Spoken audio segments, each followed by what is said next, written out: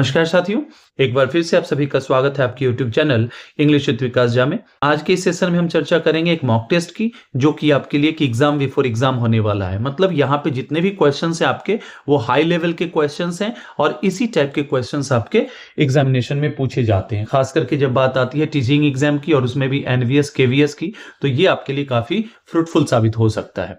तो देखेंगे first question में आपसे कहा गया है कि आइडेंटिफाई करनी है आपको उस सेगमेंट का जिसमें किसी भी प्रकार की कोई गलती है, ग्रामेटिकल एरर है। तो सबसे पहले सेंटेंस को पढ़ेंगे। कहता है hardly had the bell rang when the students rushed out of the class. कहता है ज्यों ही घंटी बजी उसका परिणाम क्या हुआ कि बच्चे क्लासरूम से भागने लगे, दौड़ने लगे।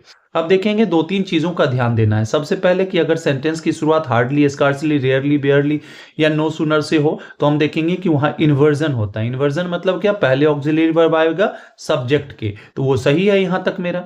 उसके बाद देख रहे हैं हैड हमारा ऑक्सिलरी वर्ब है, जिसके कारण हम देखेंगे कि यहाँ पे वर्ब के थर्ड फॉर्म का प्रयोग होगा, लेकिन ये है हमारा वर्ब का सेकेंड फॉर्म। अर्थात यहाँ क्या करना पड़ेगा आपको, इसको इंप्रूव करना पड़ेगा। अर्थात यहाँ पे इंप्रूवमेंट से क्वेश्चन पूछ सकता है, यहाँ आपके फिलर वाले क्वेश्चंस पूछे जा सकते हैं, यहाँ पे एरर डिटेक्शन वाले क्वेश्चंस पूछे जा सकते हैं। अर्थात आपका पार्ट ए जो है जिसमें कि कोई गलती है और यही आपका आंसर हो जाएगा।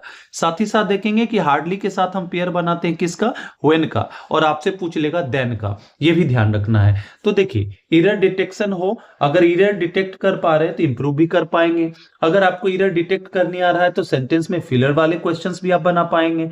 ये सारी चीजों को आपको ध्यान देना है। नेक्स्ट हमारा कहता है improvement the underline part if required. कहता है कि अंडरलाइन पार्ट जो है हमारा, इसको इंप्रूव करने की आवश्यकता है तो कीजिए, नहीं तो आपका answer option number D no improvement हो जाएगा। उससे पहले पढ़ना पड़ेगा। He is one of the teachers who teaches English grammar very effectively. कहता है कि वह बहुत सारे टीचर्स में से एक हैं जो अंग्रेजी ग्रामर बड़ी इफेक्टिवली पढ़ाते हैं। यहाँ पे देखेंगे दो तीन चीजों को। कहता है कि ही हमारा रियल सब्जेक्ट है, जिसके कारण हमने क्या किया, यहाँ पे इज का प्रयोग किया। वन ऑफ के बाद हम देखते हैं प्लूरल काउंटेबल नाउन का प्रयोग होता है, ये भी ध्यान रखना है। और ये हमारा है रिलेटिव प्रोनाउन, और रिलेटिव प्रोनाउन जो है ना, इसका कोई नंबर नहीं होता है सिंगुलर या प्लूरल, यह निर्भर करता है इसके ठीक पहले प्रयुक्त होने वाले नाउन या प्रोनाउन पे। अर्थात ये सिंगुलर है तो ये सिंगुलर हो जाएगा, प्लूरल है तो प्लूरल हो जाएगा। हम देख रहे हैं ये प्लूरल है, जिसके कारण से रिलेटिव प्रोनाउन भी प्लूरल हो जाएगा, और प्लूरल के साथ हम प्लूरल वर्ब का प्रयोग करते हैं, अर्थात यहां टीच हो जाएगा। यहां पे हमें क्या करना है, इंप्रूव करना है। अब देखेंगे who teach English grammar very effectively, अर्थात ऑप्शन नंबर ए आपका करेक्ट आंसर हो जाएगा। साथ ही साथ आपसे क्वेश्चन पूछा जाता है कि ये जो अंडरलाइन पार्ट है इसका क्लॉज क्या है। तो देखेंगे कि ये क्लॉज जो है एक एडिशनल इंफॉर्मेशन दे रहा है, किसके बारे में, टीचर्स के बारे में। और टीचर्स हमारा नाउन है, और नाउन के बारे में जो बतावे, नाउन को जो मॉडिफाई करे, नाउन को जो क्वालिफाई करे, वो हो जाता है हमारा एडजेक्टिव क्लॉज। ये ध्यान रखना है, इन सभी चीजों पे आपको गौर करना है। चलिए नेक्स्ट हमारा है, कहता है no sooner dash the meeting started then the members began arguing. कहा गया है कि ज्यों ही मीटिंग खत्म हुआ, इसके बाद क्या होता है कि भाई जितने भी मेंबर्स हैं ना, वे आपस में आर्ग्यू करने लग जाते हैं। क्लियर है।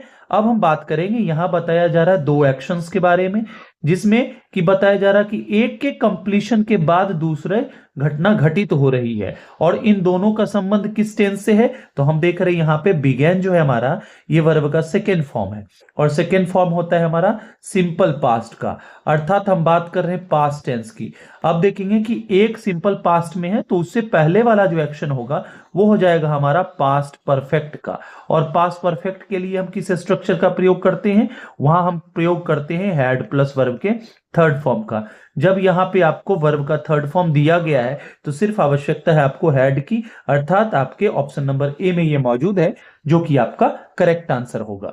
लेकिन साथ ही साथ हम एक चीज और सीखेंगे, इसमें आपके जो और क्वेश्चंस बन सकते हैं एरर डिटेक्शन का, या फिर सेंटेंस इंप्रूवमेंट का, या फिर आप देखेंगे फिलर वाला, वो ये देन के जगह पे आपको व्हेन लिख दिया जाएगा और कहा जाएगा कि भैया इसे आप इंप्रूव करें, या फिर एरर डिटेक्शन वाला, या फिर फिलर के रूप में दे दिया जाएगा, और आपके सामने व्हेन, देन इनमें से कई एक ऑप्शंस आपके सामने दिए जा सकते हैं।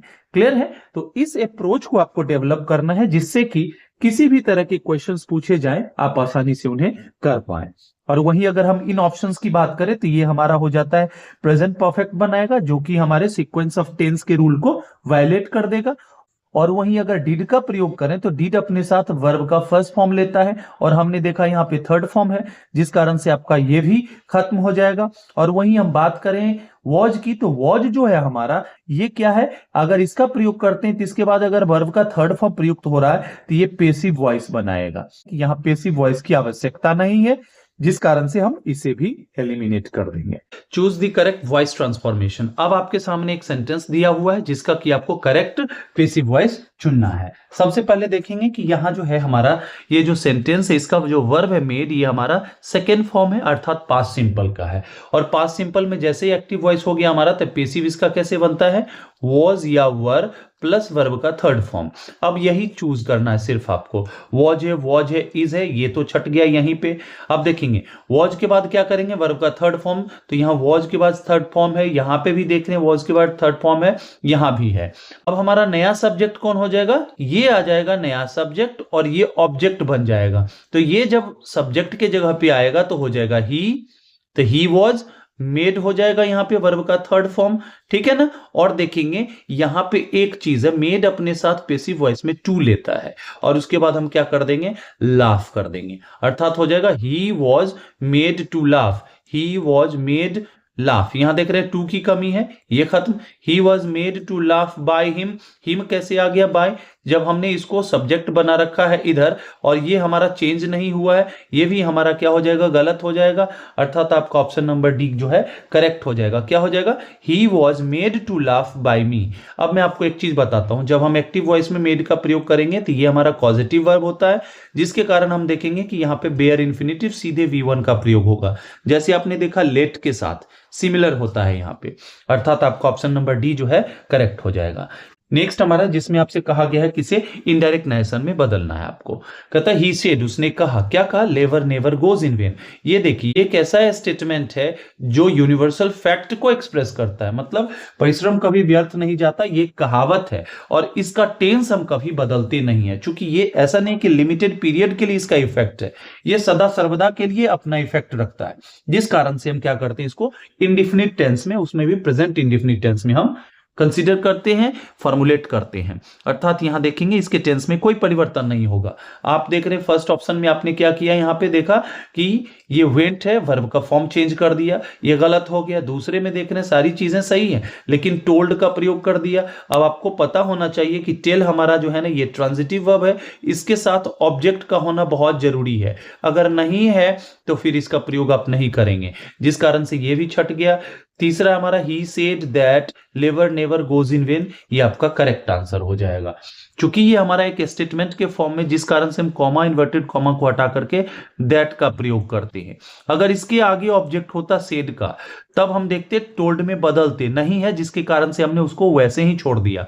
और आगे एक स्टेटमेंट जो है एक प्रोवर्ब है, कहावत है, तो इसके टेंस में कोई चेंजिंग नहीं आता है, सेम लिख देंगे। क्लियर है। नेक्स्ट हमारा कहता है फिल इन द ब्लैंक। आपके सामने यहाँ पे एक ब्लैंक दिया गया है और उसको भरना है आपको थ्रू ऑल दीज ऑल्टरनेटिव्स। कहता है सी हैज नो कंट्रोल, उसका कोई कंट्रोल नहीं, किस चीज पे, तो अपने टेम्पर पे, ठीक है ना। व्हेन सी इज इंसल्टेड, मतलब जब कोई उसकी इंसल्ट करता है तो वह अपने टेम्पर को खो देती है, ठीक है ना। अर्थात यहाँ पे क्या है कि भाई कंट्रोल नहीं है, मतलब यहां पे कंट्रोल के साथ किस तरह के प्रीपोजिशन का प्रयोग करना है वो आप चुनेंगे। कहता है कंट्रोल के साथ ना ऑन, ना अपॉन, ना विथ का प्रयोग करते हैं, ओवर का प्रयोग करते हैं, चाहे वो किसी भी चीज की हो। अगर मैंने बोला कि मेरा इस कंपनी पे कंट्रोल है तो कंट्रोल ओवर समथिंग। चलिए नेक्स्ट हमारा है एक पैराजंबल का क्वेश्चन है, इसमें आपको इन सेंटेंसेस को अरेंज करना है सो दैट कि एक मीनिंगफुल पैराग्राफ बन सके। तो पहले कहा गया ही फाइनली रियलाइज्ड हिज मिस्टेक। अब देखिए यहाँ पे फाइनली जो हमारा है ना एक कीवर्ड के रूप में काम करता है, जिसका की प्रयोग हम लास्ट में करेंगे, अर्थात देख रहे हैं यहाँ पे लास्ट में नहीं है, ये गलत हो जाएगा, इन तीनों में लास्ट है। चलिए आगे देखते हैं। कहता ही ignored all his warnings, The consequences were severe, his arrogance cost him dearly। अब देखना है आपको कि किस तरह से इनको अरेंज करेंगे। सबसे देखिए यहां बात की जा रही है कॉज की, शुरुआत करेंगे कॉज से। तो कॉज कहां से शुरू हो रहा है, ऑप्शन नंबर बी से। ही इग्नोर्ड ऑल वार्निंग्स, मतलब जितना भी उसको चेतावनी दिया गया वो किसी पर अमल नहीं किया। तो सेंटेंस की हम शुरुआत करेंगे बी से। यहां देख रहे हैं, यहां देख रहे हैं, यहां देख रहे हैं, तो चलिए ऑप्शन नंबर सी तो आपका छट गया ऐसे। उसके बाद देखेंगे कि वार्निंग के बाद क्या होता है। देखिए वार्निंग मिला लेकिन उसमें क्या था, एरोगेंस था, उसने उस चीज को ध्यान नहीं दिया, अर्थात ऑप्शन नंबर बी के बाद डी आपका आएगा। तो देख रहे बी के बाद डी यहां भी है, यहां भी है, अर्थात हम देखेंगे एक जो है आपका पहला, और इसको भी हम लेके चलते हैं। उसके बाद देखेंगे द कंसिक्वेंसेस वेयर सीवियर। अब कहता है कि जब आपको वार्निंग मिली और वार्निंग को आपने अपने एरोगेंस के कारण क्या कर दिया, उस पर अमल नहीं किया, ठीक है ना, तो उसका नतीजा क्या होगा, बड़ा बुरा होगा। अर्थात ऑप्शन नंबर सी जो है आपका नेक्स्ट आ जाएगा। क्यों नेक्स्ट आ जाएगा, चूंकि देखिए वार्निंग मिली, वार्निंग को आपने नेग्लेक्ट कर दिया, रिजेक्ट कर दिया, और उसके बाद जो आपके कॉन्सिक्वेंसेस आए, उसके बाद जो आपके जो परिणाम आए वो बड़े ही प्रभावी थे। अर्थात ऑप्शन नंबर सी तब आ जाएगा। तो देख रहे हैं यहां पे ऑप्शन नंबर ए जो है आपका, इसमें देख रहे हैं बी टी सी, और लास्ट में हमने बात की थी किस चीज की, ही फाइनली रियलाइज्ड, ये, अर्थात ऑप्शन नंबर ए आपका करेक्ट आंसर हो जाएगा। इन कीवर्ड्स को आपको समझना पड़ेगा। चलिए नेक्स्ट हमारा कहता है वोकैबुलरी का वर्ड है। इसमें आपको पूछा गया है कि ऑब्ड्यूरेट का एक्चुअली मीनिंग क्या होता है, ऑब्ड्यूरेट का मतलब क्या होता है। सबसे पहले तो आपको यह जानना पड़ेगा कि कोई जो गिवन वर्ड है हमारा, उसका मतलब क्या होता है। अब देखिए ऑब्ड्यूरेट का मतलब होता है हठी, जिद्दी, जिसको हम स्टबर्न बोलते हैं, ऑब्स्टिनेट बोलते हैं, क्लियर है ना। तो इसके लिए हम किसका प्रयोग करेंगे, सिमिलर मीनिंग, ये ध्यान रखना है, नियरेस्ट मीनिंग। फ्लेक्सिबल का नहीं, फ्लेक्सिबल का मतलब है जो बदल सकता है, लेकिन ऑब्ड्यूरेट में हम बात करते हैं ऑब्स्टिनेट की, बात करते हैं स्टबर्न की, अर्थात ये ऑप्शन नंबर बी आपका करेक्ट आंसर हो जाएगा। पोलाइट में भी बदल सकता है, होन्स मतलब भी बदल सकता है, ये ध्यान रखना है आपको। और वहीं हम बात करें होन्स की, तो होन्स का मतलब क्या होता है, होन्स का मतलब होता है शान देना, शान देना समझते हैं, अपने स्किल को शार्पनेस देने की बात की जाती है। चलिए नेक्स्ट हमारा कहता है सेंटेंस कंप्लीशन है, या यहां पे आपको एक वर्ब का प्रयोग करना है जिससे कि ये सेंटेंस हमारा सही हो जाए। कहता है had she inform me earlier, काश वह मुझे पहले बताई होती, I dash the necessary arrangements. अब देखिए यहां पे बात की जा रही है हैड, मतलब पास्ट की बात की जा रही है, पास्ट परफेक्ट की बात की जा रही है, हैड प्लस वर्ब का थर्ड फॉर्म। अर्थात इधर देखेंगे हम क्या हो जाएगा, ये तरह का कंडीशनल क्लॉज है। वुड के बाद हम देखेंगे हैव का प्रयोग, उसके बाद वर्ब के थर्ड फॉर्म का प्रयोग, क्योंकि इधर पास्ट परफेक्ट का प्रयोग किया गया है। अर्थात आपका ऑप्शन नंबर सी जो है करेक्ट आंसर हो जाएगा। नेक्स्ट हमारा कहता है स्पॉट द एरर। यहां पे एक सेंटेंस आपके सामने लिखा गया है, इसमें आपको क्या करना है, इसमें आपको उस पार्ट का चयन करना है जिसमें किसी भी प्रकार की कोई गलती है। कहता है each of the answers given by the candidates were carefully checked by the examiner. कहता है ईच ऑफ द आंसर्स, देखिए ईच के बाद अगर ऑफ का प्रयोग हो तो प्लूरल काउंटेबल नाउन आता है, सही है। अब देखिए गिवन बाय द कैंडिडेट्स, दिया गया, किसके द्वारा दिया गया, तो कैंडिडेट्स के द्वारा, ये भी सही है हमारा।